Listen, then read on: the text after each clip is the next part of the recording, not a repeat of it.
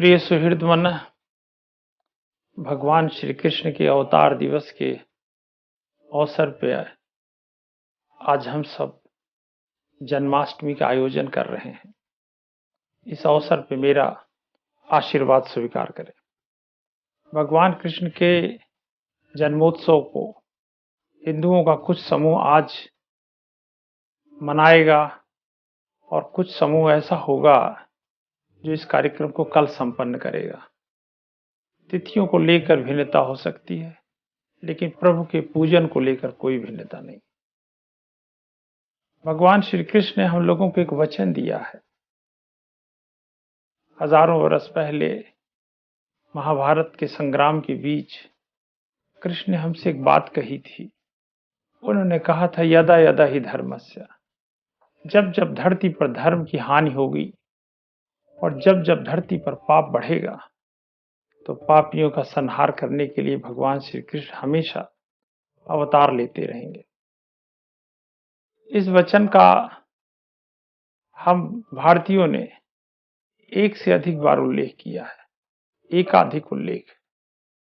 जब भी हम किसी गर्हित संकट से गुजरते हैं, हम प्रभु को याद करते हैं, प्रभु आइए और प्रकट होइए।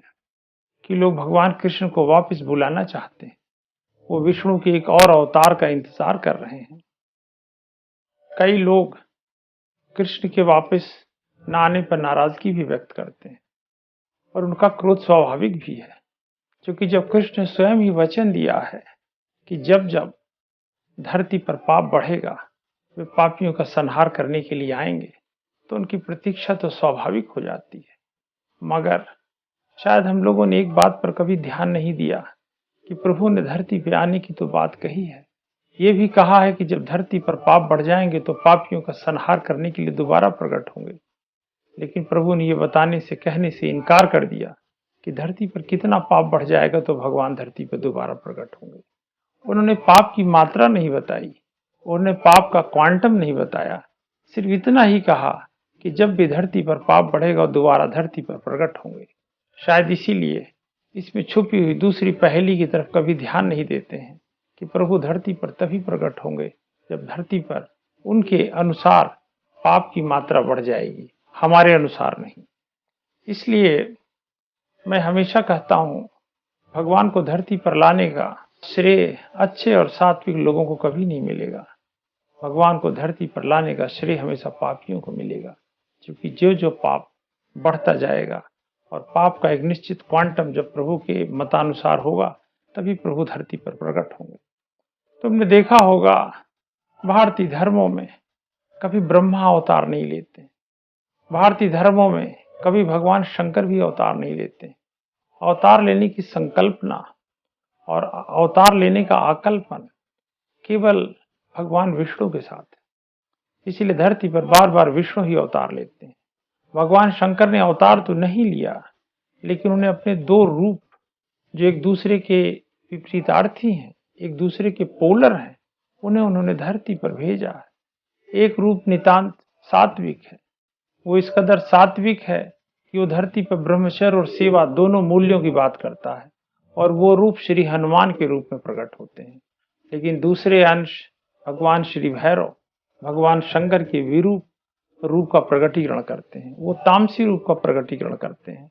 इसीलिए तुमने देखा होगा कि जब तुम में से कोई भगवान श्री भैरव के मंदिर में अर्चना करने के लिए जाता है तो प्रसाद के रूप में वो शराब की बोतल ले जाता है, क्योंकि भगवान श्री भैरव भगवान शंकर के विरूपित रूप का निरूपण करते हैं। इसलिए भगवान शंकर ने केवल अपने दो अंशों को छोड़ा है, स्वयं को कभी धरती पर अवतरित नहीं किया है।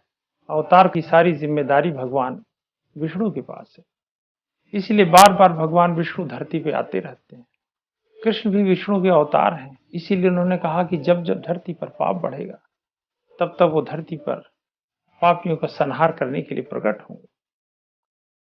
त्रेता युग में भगवान विष्णु जब धरती पर बहुत पाप बढ़ गया था, रावण का पाप, राजा बाली का पाप बढ़ गया था, तो उन्हें धरती पर प्रकट होना पड़ा था। उस समय भगवान विष्णु धरती पर प्रकट होने के लिए मानसिक रूप से तैयार नहीं थे।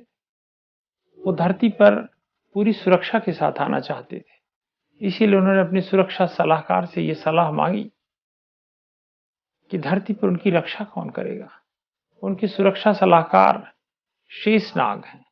बहुत से लोगों की धारणा है कि भगवान श्री राम की सुरक्षा उनके सेवक श्री हनुमान करते हैं। बात ऐसी नहीं है। भगवान विष्णु के सुरक्षा सलाहकार शेषनाग हैं। इसलिए धरती पर आने के पहले उन्होंने अपने सुरक्षा सलाहकार शेषनाग से अपनी सुरक्षा का वचन लिया। इसीलिए शेषनाग धरती पर लक्ष्मण के रूप में प्रकट होते हैं। लक्ष्मण के रूप में प्रकट होने के बाद जब शूर्पणखा लक्ष्मण से प्रणय निवेदन करने के लिए आती है और कहती है कि तोसम पुरुष न मोसम नारी, और ये रचना भी रचा विचारी, इसमें कोई ऐसी अनुचित सी धारणा नहीं थी। लेकिन लक्ष्मण क्रोधित हो गए। सांप जब भी क्रोधित होता है वो किसी को थप्पड़ से नहीं मारता है। सांप जब भी क्रोधित होता है किसी को चाकू से भी नहीं मारता है। सांप की विडंबना है कि जब भी वो क्रोधित होगा तो उपकार कर अगले आदमी को काट लेगा। इसीलिए शूर्पणखा की नाक काटी गई। शूर्पणखा को थप्पड़ से मारकर भगाया नहीं गया। ये एक विडंबनात्मक स्थिति थी, क्योंकि लक्ष्मण शेष नाग के अवतार थे और सांप जब भी नाराज होगा तो वो काटेगा ही। भगवान विष्णु जब धरती पर राम के रूप में प्रकट होने के लिए त्रेता में आते हैं तो किसी भिक्षुक या भिखारी के घर जन्म नहीं लेते। उन्होंने राजाश्रय चुना। उन्होंने राजा के घर जन्म लेना स्वीकार किया। और शायद तुम्हें एक बात पता होगी, हमारी संस्कृति में जो सबसे छोटा राजराजसी व्यक्ति होता है उसे हम लोग संक्षेप में राजा कह के बुलाते हैं। इससे जो बड़ा होगा उसके लिए एक राट, और उससे भी जो बड़ा होगा उसके लिए हम स्वराट शब्द का इस्तेमाल करते हैं।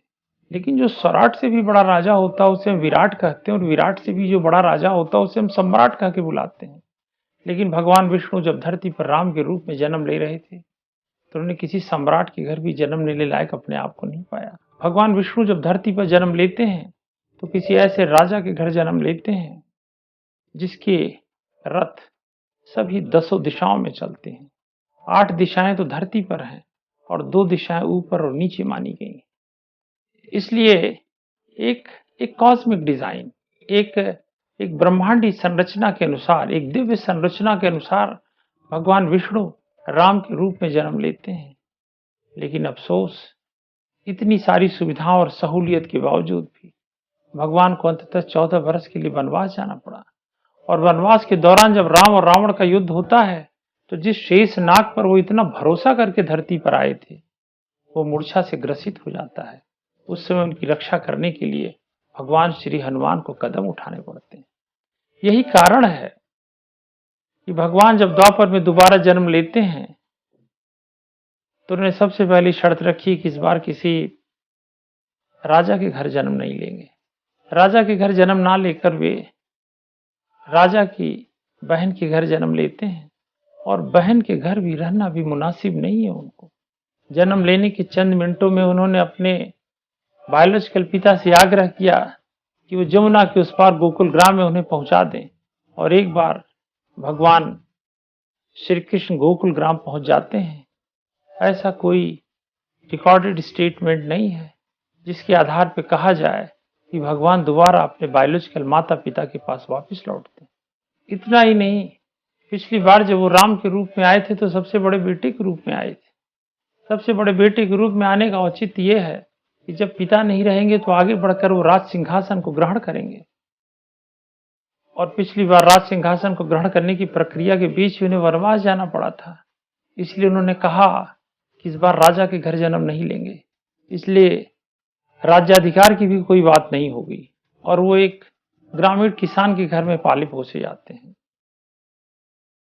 पिछली बार भगवान सबसे बड़े बेटे के रूप में आते हैं, इसलिए जब वो कृष्ण के रूप में दोबारा जन्म लेते हैं तो आखिरी संतान के रूप में आते हैं, क्योंकि द्वापर में भगवान विष्णु भयभीत थे। पिछली बार का तजुर्बा अच्छा नहीं था।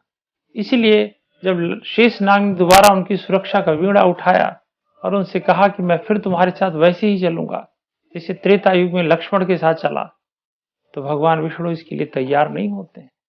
उन्होंने उनसे कहा कि तुम्हें अगर धरती पे जाना ही हो तो 2 शर्तें हैं। पहली शर्त तो यह है कि तुम मुझसे छोटे भाई के रूप में नहीं बल्कि बड़े भाई के रूप में पैदा होगे, और दूसरी शर्त है अगर कोई युद्ध होता है तो उस युद्ध में तुम शामिल नहीं होगे। यही कारण है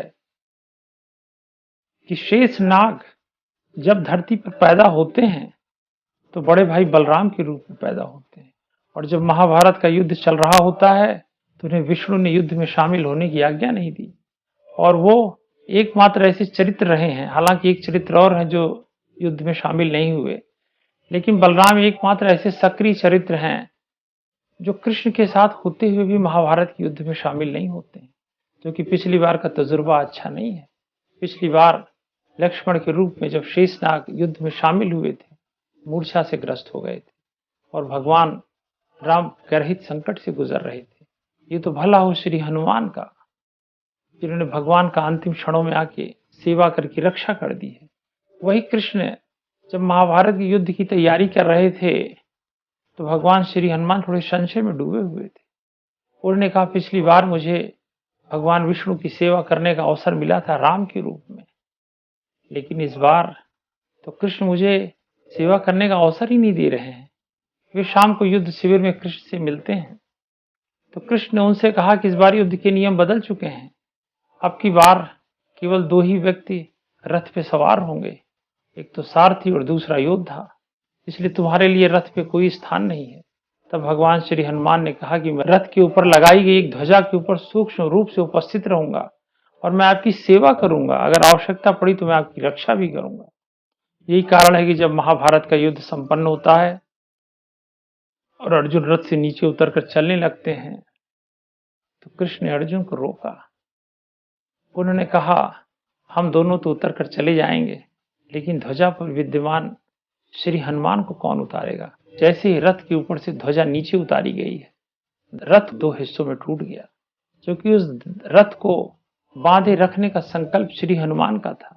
ये उन्हीं की शक्ति थी कि उन्होंने द्वापर में भी विष्णु के अवतार की सेवा करी थी।